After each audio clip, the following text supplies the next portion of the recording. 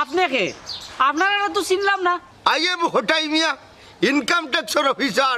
তুমি খেয়ে দেখি তোমার পরিচয় দেও চাই। আমার নাম রমজান আলী, আমি ওই এলাকার মানুষ। হ্যাঁ, বিজনেসম্যান রমজান আলী। তো জনাব, আপনি কিন্তু আপনার ইনকাম ট্যাক্স দিলাই শুননি। ও শুনো স্যারের মাত, আমি গরিব মানুষ, বহুত চিকিৎসা করতাম, টাকা লাগে 5,000, ওগুলো পাইরাম না, আর আপনি কইরা ইনকাম ট্যাক্স দেওয়া লাগি। ইন্তাজ আলী রোড। জি স্যার। চেয়ার বউ। মফিজ আলী গুনাগার। স্যার।